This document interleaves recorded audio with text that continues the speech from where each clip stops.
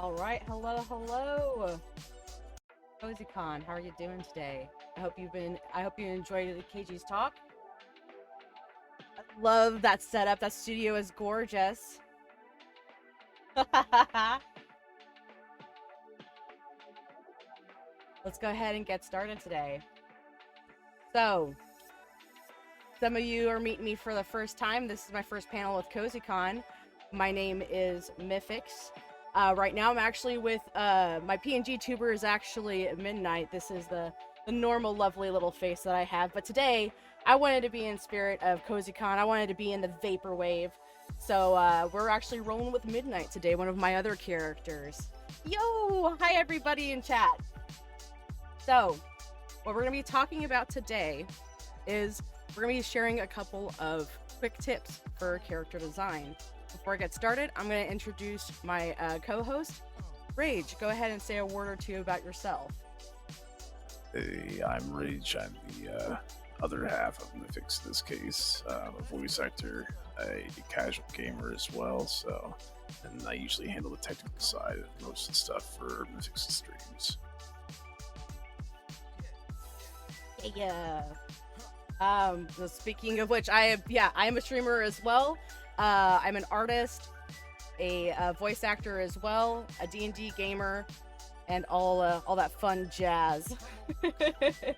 So, after we finish this presentation and we share some tips on how to do character design, what we're going to be doing after that is we're going to be having a character review panel where I'm going to go over the principles we talked about and compare them to designs that were sent in. And we had 16 designs sent in, which is really freaking cool. Yo, Bray just might got a substantial upgrade for the panel. That's awesome. Let's go ahead and get started. Our first element that we're going to be talking about is we're going to be discussing silhouette. This is if you were to take all of the aspects, all of the detail that is inside a character, stripped it down to just the outside, you want to have it be recognizable right off the bat. This is something that where you can recall characters way far back. It's one of those things that helps so much with that memory of the character. For instance, if you were to look at these two characters, could you tell me who these two characters are? Silhouettes, nothing else. No other information. Oh, you got Yoshi and Pikachu. Some of the things that go into making silhouettes memorable. Something that my friend Jonas told me about is posture can be a really huge part of it, and it gives away so much of the demeanor of the character. If you've got someone that's hunched all the way over forward, then they're going to look tired. They're going to look ragged. There's just going to be a lack of energy to them. If you've got someone who's bright and bold, those arms are going to be shot out to the sides. They're just going to be out and away from the body. The limbs, like as a character gets more energetic, like the more limbs spread. And that actually helps strengthen the silhouette because if you're holding all your appendages close to your body, then it's a very sleek silhouette. It's very relaxed looking. The farther they are out, the more energetic that the pose looks. And I'm going to move Save over real quick because I just realized he's actually covering a little bit of the text. Yoshi-Chu, nice. With that as well, like one of the things that can help as far as making sure that you have a powerful silhouette, aside from your posture, your demeanor, actually I'm going to throw a little bit in there that like the body type you have, which is going into the recognizable shapes we're going to be talking about in a minute. Think about like the little coif of hair that pops out of the top of like an anime character's head. Or if you think about the tail, like Pikachu's tail has that, really distinct zigzag. If you have a recognizable shape that you can see readily in the silhouette, it's really great for getting that memory recall. So, speaking of shapes, we're going to go into our second point, which is shape language. Shape language is how we read a character by the shapes that compose them before we've even heard them speak at all. It is kind of like that snap judgment reaction we have to them. And I'm going to go ahead and continue on MuleSock. Go. So we're going to break this down into 3 different shape types, the most simple of them all. And if you know your basic geometry, well, you got your square, you got your circle, and you got your triangle. So what do these 3 shapes tell us about a character? If we've got our squares, you've got characters like Garnet, Wreck-It Ralph. Obviously, we have those up there. I'd love to hear you guys in the chat share some examples of square characters that you can think of that fit this kind of this sort of body language and shape language here. These are the types that are sturdy. They're the rocks of the group. They're who you go to when you're having a rough time. They typically come off as reliable characters. And actually, if you notice, like a lot of like father type characters will have this very blocky sort of appearance just for this. But on the flip side of that is that these characters can come off stoic and rigid. And that's kind of like the debuff of this characteristic, this archetype, and what you get from the reading of it. When we go over to going to the opposite of being rigid, we go to the circle characters who are friendly. They're just like you want to make friends with them. They are friend shaped. Like literally, if you have something that is made of circles, it is friend shaped. Is what they're going for. And that generally makes them seem very approachable. Like this is kind of like a best friend type characters can have these bubbly sort of edges. Well, I was gonna say edges, but they're rounded, so that doesn't count. And they come off very lax. One of the things that we were talking about, which was kind of interesting in this one, with adding amethyst in, and we were talking about Lumpy Princess as well. Like Amethyst and Lumpy Princess are kind of, they don't always seem friendly, and they don't always seem super approachable. But what they do have in common is that they're very relaxed. My friend Epic said it a really cool way where it was like, oh, well, if you have someone that's, a total square, well, you have someone that is, isn't rigid, doesn't go with the edges, so you have someone who goes with the flow, a full circle. I'm like, I really like that. I'm gonna borrow that. So it was kind of an interesting aspect of the circle shape language I hadn't considered before, but is really cool to add in. And finally, we have our triangles. These characters, this one is one of the ones that gives off a lot of different signals to people, as far as I can tell. But if I could give it just one word, it would be action. These are characters that, you can have the fast and the dangerous. And sometimes, like, edgy, like the emo type characters will have this very much as well. It's just to give that little bit of a pointed personality.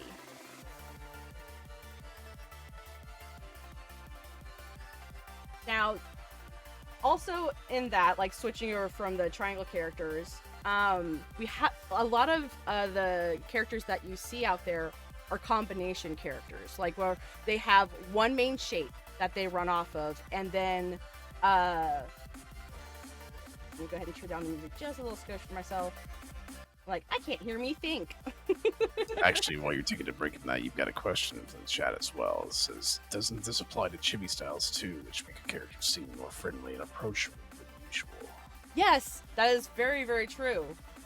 Chibi, like, they're making it friend shaped. Cryptid said, what about SpongeBob? Well, you're looking here. Actually, this is a perfect example of a combination shape.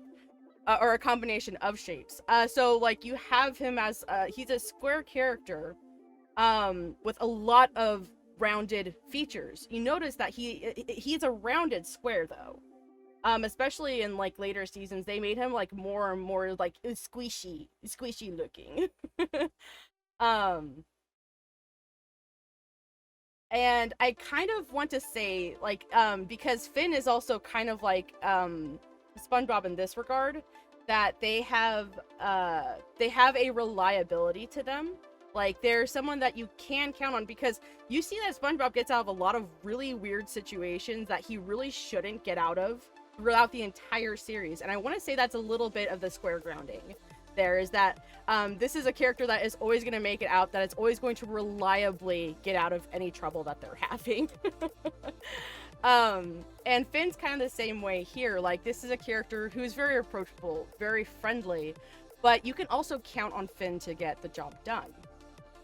Sonic's shape language, he's got all of the triangles that are throughout the body, and that is the strongest one. Like, even in if you're looking at the triangles in here, like in the gloves and in the socks, they start sprinkling little triangles throughout there as well. And even in the little smirk, there is also a triangle there as well. And that's because the first impression they want you to have, oh yeah, also the ears, is action. The second shape is, well, as you can see, the circles. You want to have someone who shows off that they are a person of action, but that they are approachable and friendly. And I mean, Sonic is definitely that character. Like, he's kind of one of those that you meet him and you're his friend unless you did something, you know, bad. You know? Illuminati confirmed. Rounded squares, I love that. Oh, well, hey, awesome. Yoshi is definitely circle-shaped language, Pilot Kitty. And I mean, that's like, it is like, it's Plumber's best friend, you know? That's what Yoshi is. Mm-hmm. Otter, you nailed it. Angles and edges like the cool Hot Topic kid. You got it, fam. And this triangle is the strongest structure.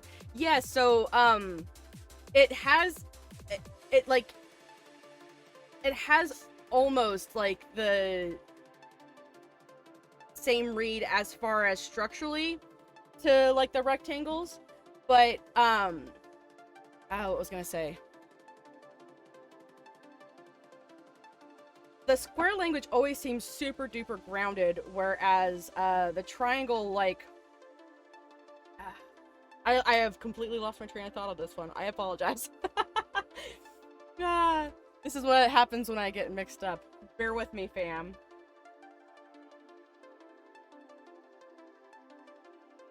Alright, I'm gonna tie it back into where we were headed right now. Something that I was going to go into with the furry and anthro design, and this is in regards to the combinations of shape language that we're talking about.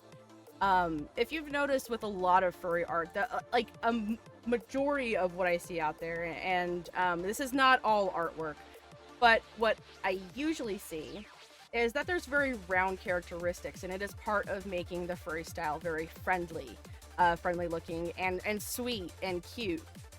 And that's something that if you're designing your characters,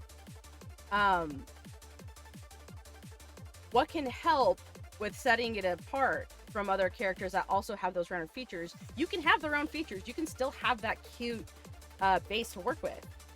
And then you can incorporate these other elements. You can incorporate the squares, the triangles throughout the outfit, throughout the hair, any of the appendages, and you can help strengthen the sort of message you're wanting to get across with your character's personality.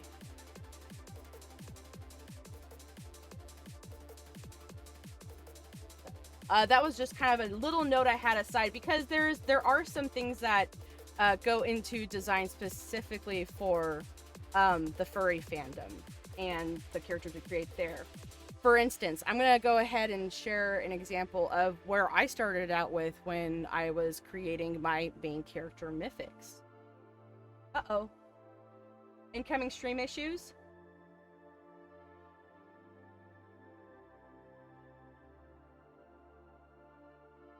Oh, is it stuttering?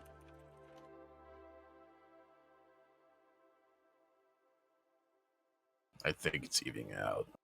Oh, it was being a tad choppy. Okay.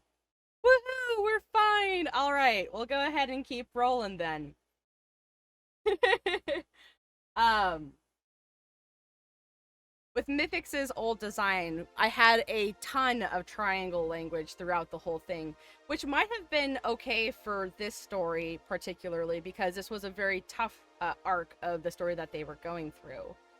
But this was her design for quite some time, where just the spikes and stuff, and you can totally not tell any of my Sonic influences at all with this.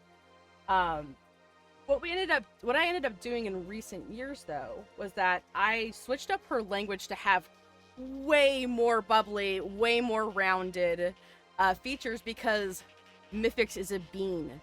She is bean-shaped, she is friend-shaped. And I wanted that to reflect all throughout the design, even to like the tufts of the cheek, where they're all bubbled out now. Is it exactly how fur would actually lay? No, it isn't. But it is something that I do with my character to make it read just how I want it to read to other people and get across the language I want to. So, now we're going to go into our next part, which is going to be color balance.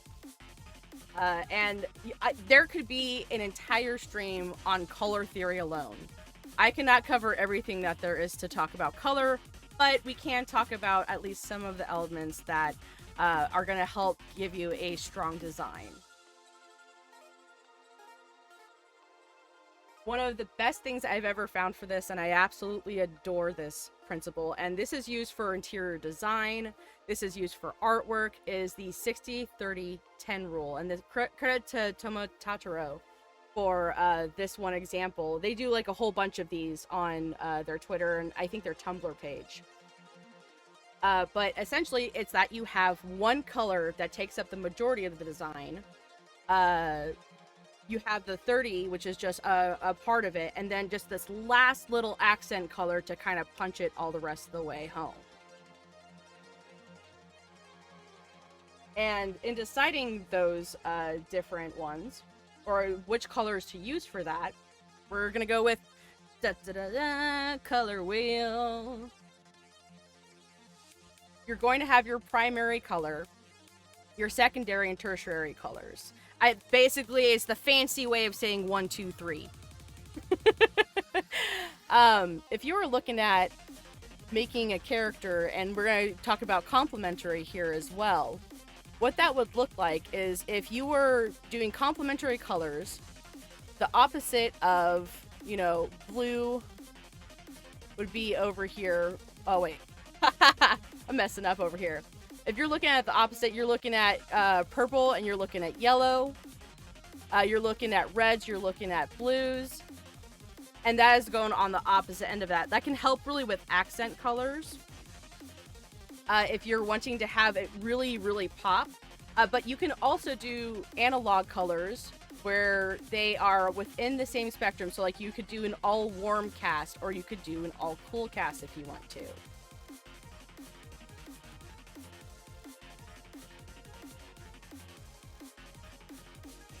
What's important about when you're balancing these colors, either way, is that you have good contrast between the values that you have with these colors. You want to make sure that if you were to put this character into grayscale, it would read just as clearly as if it was in full color. If you have, and this is, now keep in mind, this is not a one-size-fits-all thing. If you have a pastel character, you are going to have a lot of colors that are very similar to each other, but you can still create enough, just a little shift in value can help a lot with reading that contrast. Just a little bit, like even just a little bit deeper of a periwinkle can help with this as well. Going into our final point, which is accents. Accessory time! So accents serve a couple different purposes and can be used in a couple different ways. Not only is this accessories, but this could be a symbol or a marking that they have and you can motif that and have callbacks to that throughout the body. You know, like if you have a skull on an earring, you can have a skull be repeated elsewhere on, like, say, a belt or something. And that's something that kind of keeps it consistent. It keeps different places where, like, you can rest the eyes on these little details that happen throughout the character and keep it consistent. And they can show personality. If you have a skull that's on there, you come across as someone who has a little bit of edges and stuff. You know, you might be a goth kid, you might be a mercenary, just depends. But what helps kind of send it over the edge of knowing is just having those basically have story elements that say what your character is and what they do with their time and with their life. And actually, this is kind of where I'm gonna tag in Rage a little bit to talk about the story elements that he has within his character. So Rage, All right. you'd like to talk about if you'd like to talk about Rage a little bit. Yeah, why not a little bit of that? So, when it comes to combining your character's design with story elements, you can build your character and create the story around them. You can create the world first and then break down into details about the character, or you can jump back and forth between the two. It mostly just depends on what you're more comfortable with when it comes to your writing style. I'm going to cover a few basic elements of my character here to give you an example. So looking at the character, you can see something that stands out immediately is the red amongst all the darker and neutral colors. So starting with this, we'll go over the basics of Rage's his environment, his world, so you can understand a little bit about it. So for this character came from a post-apocalyptic world where society is trying to rebuild after a global war. Cities are pretty much gone. The only thing that you're going to find closest to that is going to be a town, or more than likely a village. Living beings have had to revert back to the simplest ways of living. Electricity isn't viable anymore, so things like that from the past, some things still have use, a lot of others do not. Now that we've got the basics, we can look at the world around its condition and how it ties into the character and their aesthetics. So for Rage, the red diamonds on his biceps are a symbol that shows humility within strength, and is supposed to be represented as blood within a diamond. For his story, this was a family traditional marking. His home village made its traditions inspired by those of Native Americans that looked to connect back to the world. They gave them life and connected their ancestors for guidance, so they don't make the same mistakes twice. So tradition obviously is very important to them. Next element that stands out, of course, is the bandana. Now, similarly to the diamonds, this is not a symbol in itself, but actually covers a symbol. Beneath the bandana is a marking symbolizing loyalty to a group that stood for peace, balance, equality, all that fun stuff for everyone of every walk of life. In his world, when the war started, certain groups, or religious groups and fanatical groups, started to clash on a global scale about whose way of life was right and wrong. So groups like that represented any kind of marking or outward showing of allegiance basically painted a target on your back once the war ended, and people are still bitter about that to this day. So in this case, he's got the bandana so that when he's outside of a normal village of his own, that he can hide that and not have a target painted on his back. And the last thing here, which is not actually pictured in this one, his original design was camouflage pants, and as crazy as it sounds, I don't really care for camouflage patterns. So why would I put that in a character that represents myself? And the simple answer here is because it fits with the story elements and fits with the theme that life is not always about choices and fairness. In his world, clothes were not going to be easy to make. There's no machines to assist and fabrics that are readily available typically. There's a lot of work going into trying to create brand new ones. Now, being a world ravaged by war, combat fatigues were going to be extremely common in the world, so they had to make do with what they could and such. He's not going to get the choice of designing clothes. Especially being physically augmented with the wings means shirts were going to be even more difficult to find. So, hence why the pants are the only choice you really have to camo. It's something readily available and easy to use. May not be his favorite, but it at least gets the job done. There's limitless possibilities when it comes to character creation within the world building. You can design a character any way you want, and it doesn't have to have any kind of rhyme or reason to why you choose some of the things you do. That being said, if you're looking to create a story and a world for your character to exist in, finding little tie-ins like that not only give your character some, but it gives a true connection to the world that you're building and gives your readers something to discover along the way. That way, you can use those little elements to kind of like a trail of breadcrumbs to keep it exciting as you go and give them a ride to see things along the way as you're moving toward the bigger picture. And really, that's all I've got to say about the story elemental side of that. So, just wanted to give a brief synopsis of how things can tie in with that. Mythix, I'm going to hand it back to you so you can go ahead and start your character clinic stuff here. Oh man, honestly, Rage, that was fantastic. Thank you so much for sharing, and fantastic presentation. I gotta tell you, that was really well put together, love. Something that we will share about our designs is that our characters have wings because it is actually integral to the plot line of the story that they're a part of, and that they're hybrids in a world that is just kind of snubs their nose at them.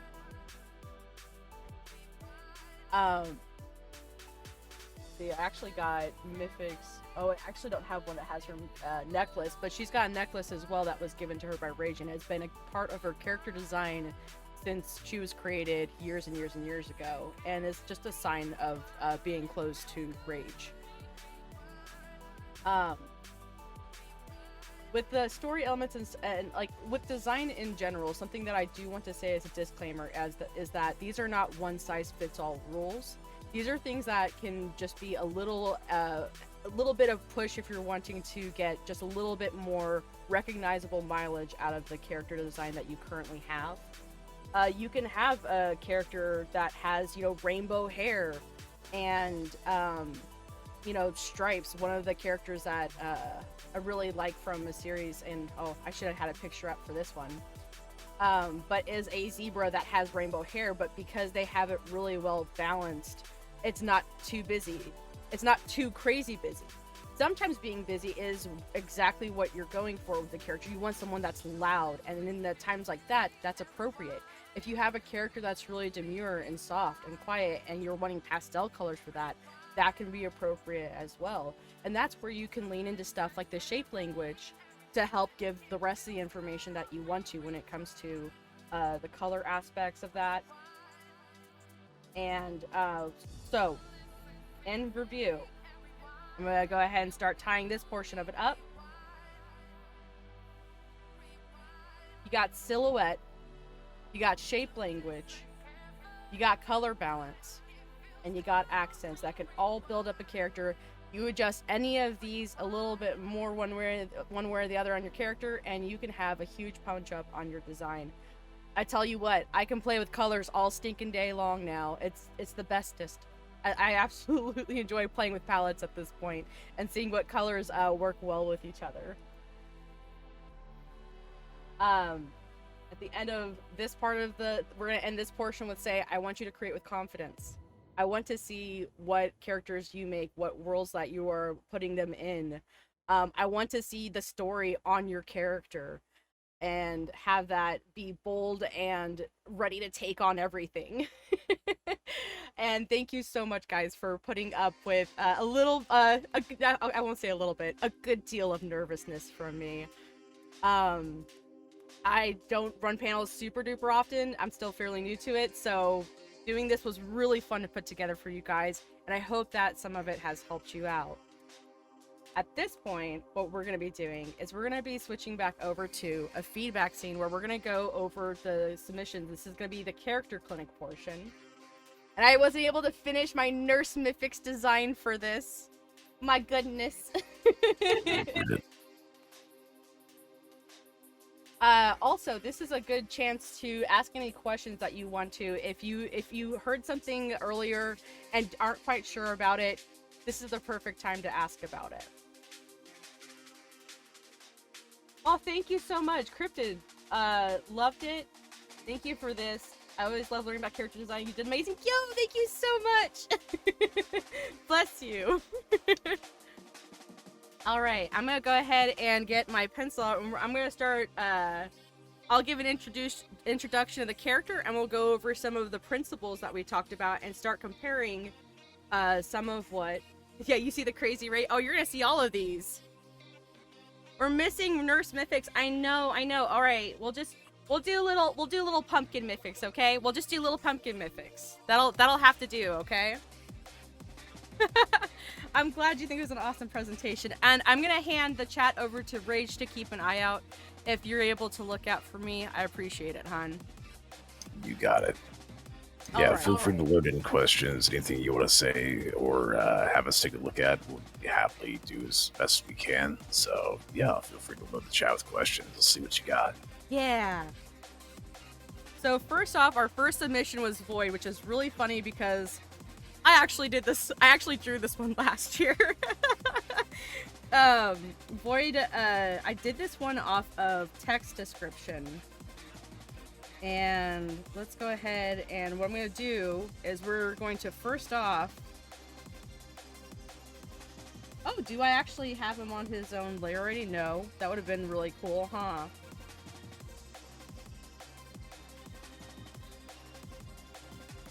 We're going to go ahead and invert.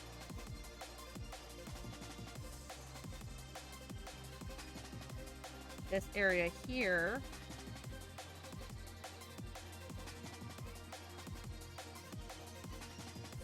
And we're going to do our very first thing, which is going to be creating that silhouette. And see how it looks as he reads as a character. Alright, so far, we do have some really strong notes. The claws make it pretty, make the hands recognizable. The wings are pretty recognizable as well, just on the last end of the arm. And honestly, the biggest things that are a good part of this design for Void is that he's got the, I forget what they call the quill up top. And also, the two pumps down here below, the end of the tail, are very cool. So, props to Void for adding that in with the design. I mean, Void Quail, already, you're already looking at a pretty dope concept. With our next, where's our saturation at? Aha! There we go. We're gonna go ahead and adjust some saturation here and see what this whole thing looks like in grayscale. Verb is the verb. Orbin. Alright. For the contrast test, we are looking pretty good so far. I like how it's working with the clothing. The line art and the interior color alone. Very sharp. Very sharp contrast. Reads super duper easily. So it does pass the contrast test. Now. Oh no. Oh. I have to undo what I have done. There we go. So we have two main colors here. We have a primary and a secondary. Now, I do remember that there is later versions of Void that have him with gray feet instead of the indigo. And that actually works out pretty well for a tertiary color, as long as it is a strong enough contrast with these two in-between colors, since they're on almost opposite ends of the value sheet. The purple and the red work out pretty well. The tan and the red are analog to each other. I would probably play with these colors a little bit more in the future, though I'm not quite sure how. And then with the gray, what I might do would be as well as having it down here. I would also maybe find ways to repeat it throughout the rest of the design if you were up for it. But I know that the point of Void, and this is what Void Pale has expressed in the past, is that it's supposed to be a very simple morphing type character. So it can appear different ways all the time. Final note I will say on the shape language is that I have a lot of, there's quite a mix of them going on here. We have like circles in the feet, we have circles in the tail, we have triangles throughout all the feathers, and we have in general kind of by the shoulders and the head, we have the first big shape language is square. So if Void is a character that you're wanting to come off as a block reliable character, that reads correctly. If you're wanting to lean more towards the more actiony, more agile looking, that's the word I was thinking of earlier. Triangles give an agile an agility sort of feel to them. I would probably decide what your strongest second shape language would be, and that's one of the biggest notes I have. I would play around with the clothing a little bit more. I would consider adding gray to some of the other areas for an accent, some way, somehow, if you wanted to. And I would also decide on your strongest shape language and your secondary shape language. So that finishes up Void. Thank you for submitting your character. I'm gonna go switch over to Ray, who was our second addition. This character belongs to Mask in the chat. He sent me this one. I'm like, this one's it's a little bit memey, but it does have the mostly correct color scheme. Now, what I do know about this one here is that it is missing the tail, which actually is one of the biggest things about the... I'm gonna go ahead and do something here. We're gonna go ahead and take... This is Avis's artwork. We're gonna go ahead and copy and paste it out of there real quick.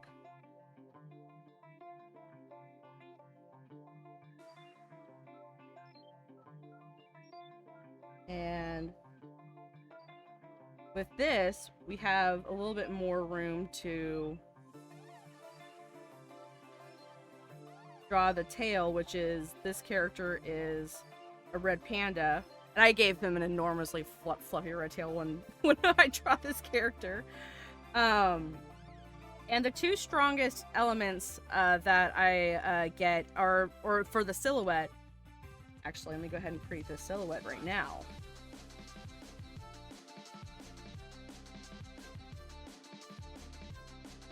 We'll use a studio pen for this.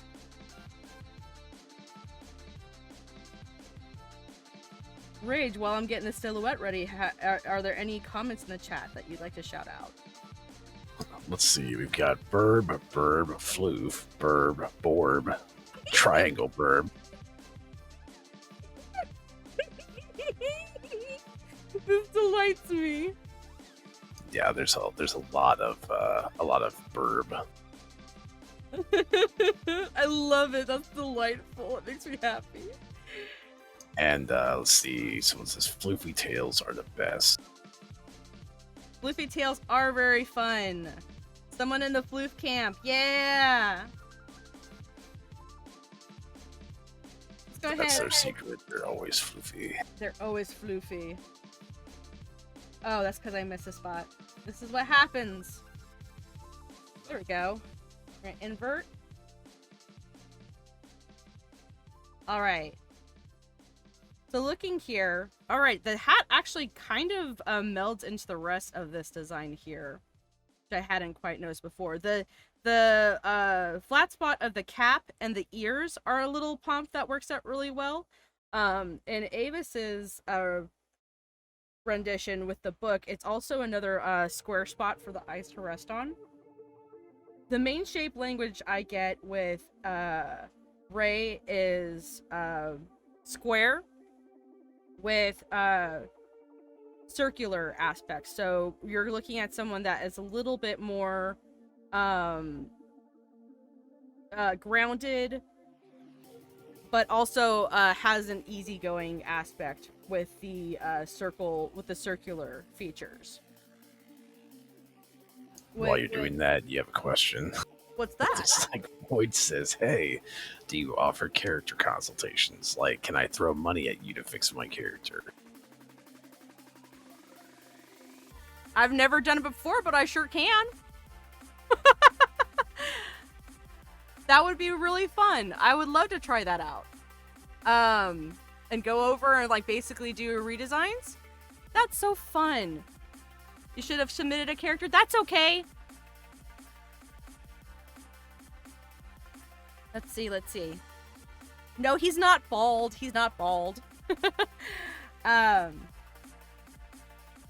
silhouette mostly checks out. This pose is a little bit difficult because he has a lot of his limbs towards himself, but I do get a generally relaxed spirit, which goes into well with the shape language.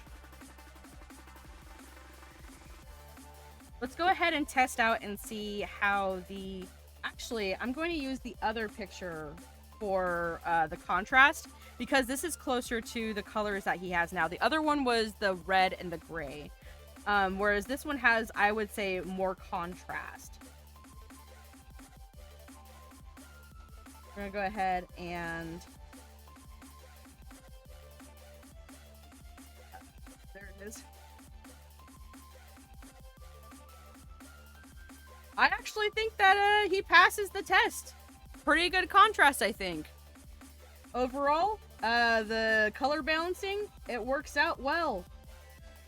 I know that there's also the tertiary color of the dark brown that is in the hands and the legs. So it is just, the only note I would probably say with that is that I would actually shorten that dark brown to lower down on the legs and the arms, so that it fits that 60-30-10 rule would be my recommendation.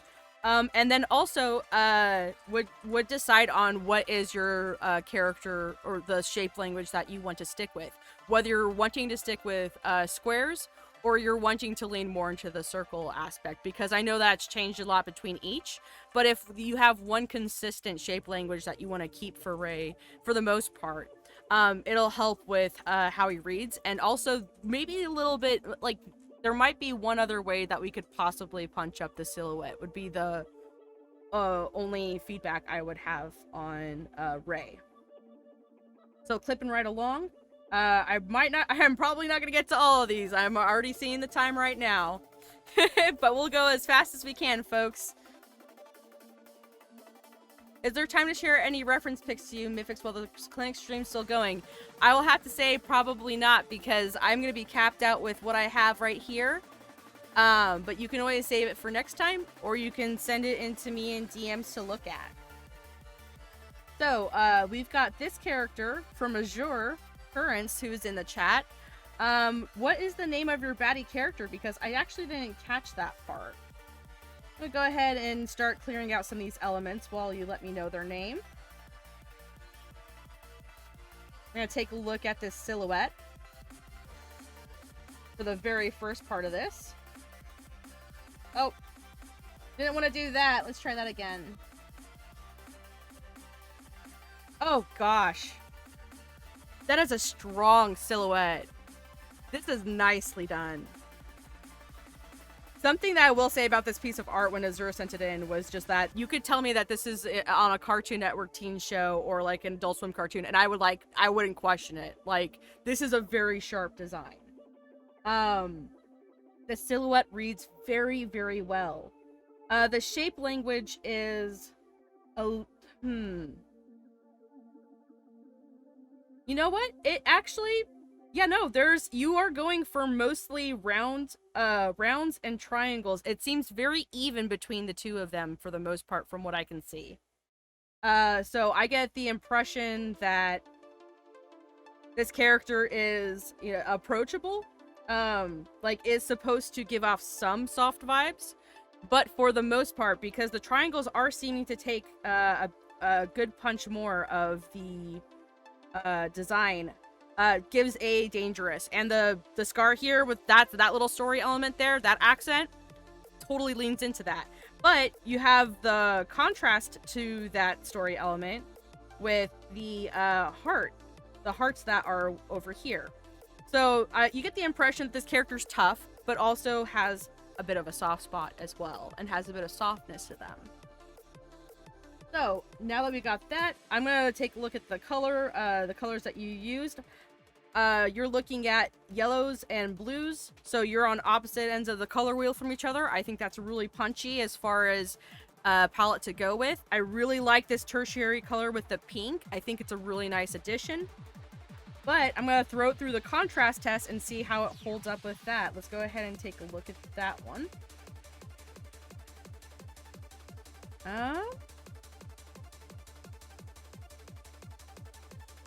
All right, so something that does end up happening with this is that all of the colors end up blending together. And this is not necessarily a bad thing. If you want the character to stay perfectly pastel, you do not have to follow this rule, but I would maybe make the suggestion to like make one of the colors a little bit more saturated or a little bit more dark than the other. That way you get a little bit more contrast between the different elements you have going on here. And I'm gonna make sure that, yeah. Okay, I did have it correct. I wasn't messing with it. I wanted to make sure that I wasn't like moving the contrast slider as well. I was only messing with saturation just to be certain. So my only, like, I like you've got the motif with the heart here. I really like that. You've got a really strong triangle shape language. The silhouette was fantastic. My only suggestion would be to add a little bit more variety between the values to create stronger contrast. All right, thank you for that submission, friendo. Next we got Tristan. This one's from Storm MK9, the bestest hug bot in the planet. I'm gonna go ahead and get the silhouette taken out.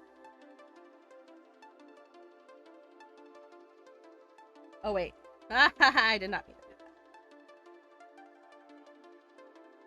that. Invert that. Send that up into another layer. And honestly, yeah, strong silhouette.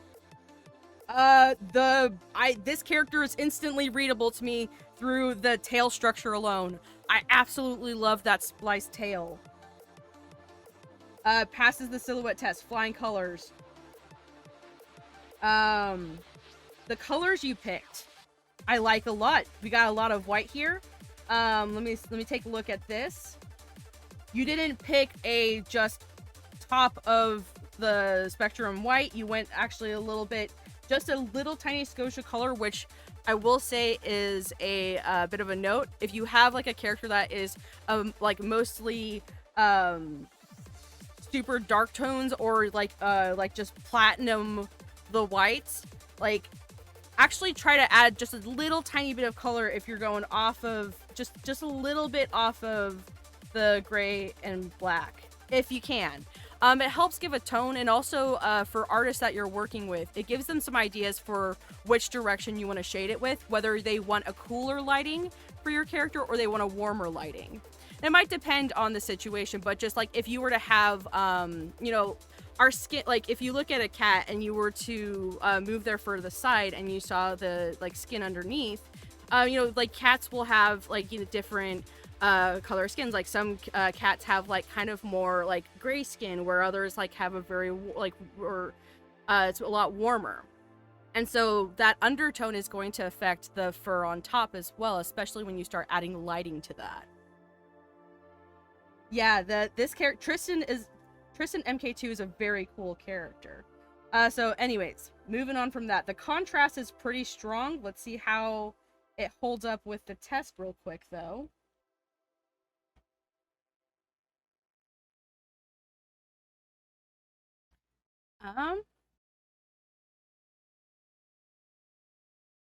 Holds up. I say that Tristan passes the contrast test. I like that a lot. If I had one note that I would add, oh wait, last thing, the character language. we seem to be, we have a lot of circles here in the tail, and I kind of want to see the circles repeated just a little bit more. We do have the rigidity, and only just a little bit of triangle language, which it isn't overpowering. I think you did a good job of keeping it mostly square and circle, so there's a bit of that friendly aspect, but also sturdiness, which I think is perfect for a robot character. But if I did have any notes, it would be to add this black, the face color, and just maybe a couple other spots so that it has a little bit more callback.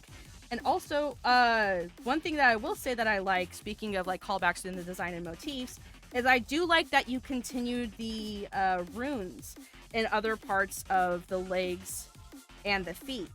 I think that that really helps bring it all together. But overall, fantastic design with Tristan. All right, we've got 10 minutes on the clock.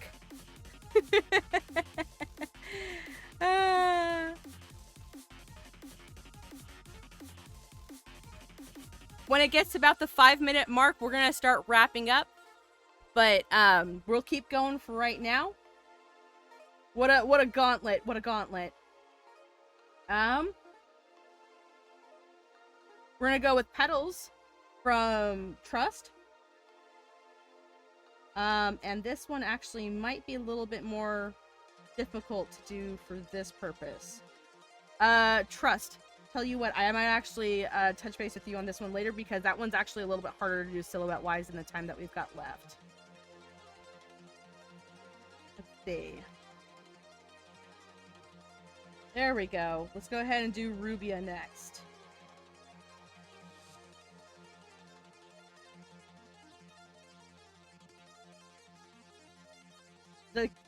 So this one is from Vathiel, and the silhouette reads pretty strong. The ears are nice and big and tall. The hair has a very noticeable outline. If there was anything else like you could add, would be just some maybe like a hair element, like a little coif up top that signifies them a little bit. But overall, pretty stinking good. The colors that you chose are pretty good. You got a strong contrast between this dark red and the white coloration, though I kind of want to see how it holds up with the saturation test. And lo and behold, it does. That little tan that you got is a nice mid-tone. I really dig it. So yeah, Rubia passes with flying colors on that one. And let's see what else. The only thing that I feel like there's a little bit, I can't decide which, is the... Well, we have a lot of triangle and circle language. If you're going for someone that is looking like they are dangerous but approachable and friendly, I think you've nailed it. You have just a little bit of the triangle aspect in the elements you add to the side, or a little bit of the square elements to the equipment. Which gives the impression that their profession is like they're relied on, essentially. Looks like armor, so militaristic.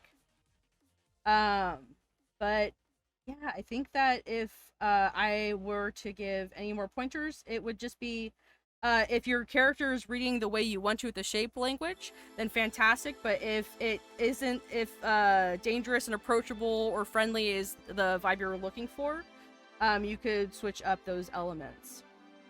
And then just a little extra pumps to the hair would help sell that silhouette even more. All right. Oh my gosh. My guys, we are already running out of time. It's spooky in silhouette. My goodness. To some of you guys who are waiting on your submissions, Applesmith. I want to at least give a shout out to these designs before we get headed out and start winding down for it.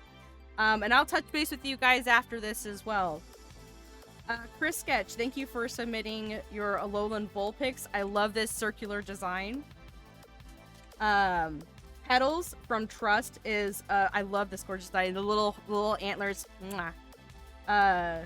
Good contrast as well. This character by Applesmith, I really want to grab a chance to share about this one with you at some point in time. Kenzie from Easel, which that silhouette reads so well with that hair and that tail. Like, that's very recognizable. This cutie poop from Bear.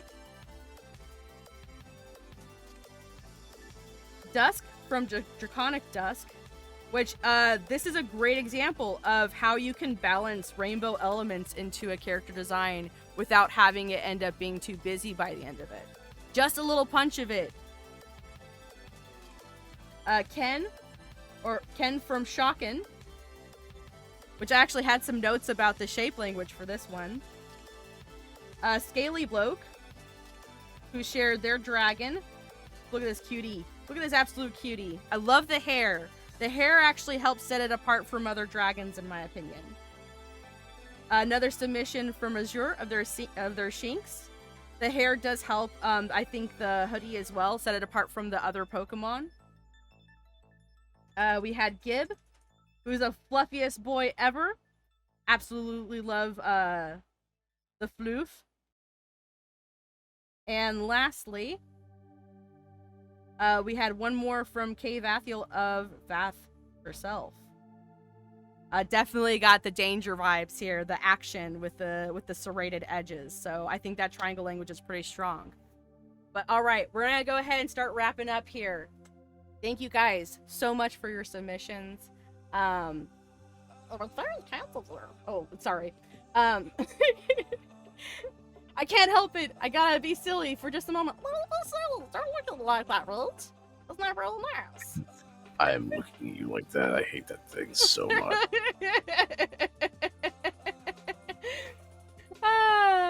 But I want to tell you guys, thank you for the awesome designs, and thank you for coming to the panel overall. I hope you've enjoyed it so far.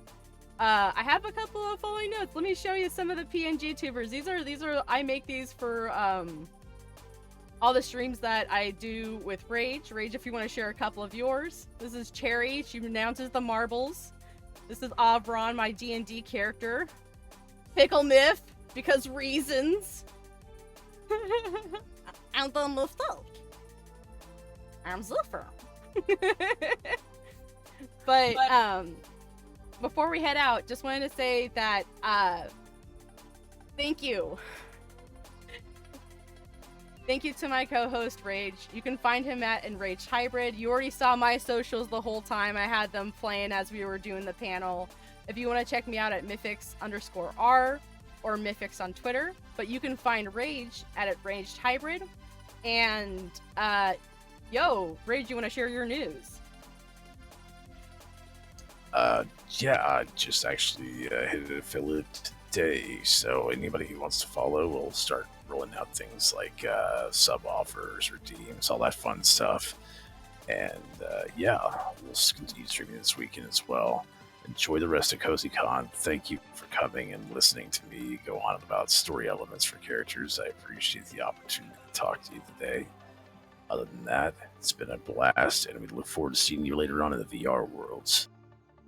Yes, we're absolutely going to be coming over to the VR world. And the PNG tubers use ViatoTube. Thank you for the answers in the chat. One little quick plug I will say is that on my Twitch channel, we do monthly, we do weekly rolling for emotes, and the emotes change every month. You can win one of these if you come roll marbles on the channel. And that's my only plug, because I want to say thank you to CozyCon for having me today. I hope you have a great rest of the con. Thank you much, all, and take it easy. Keep it chill.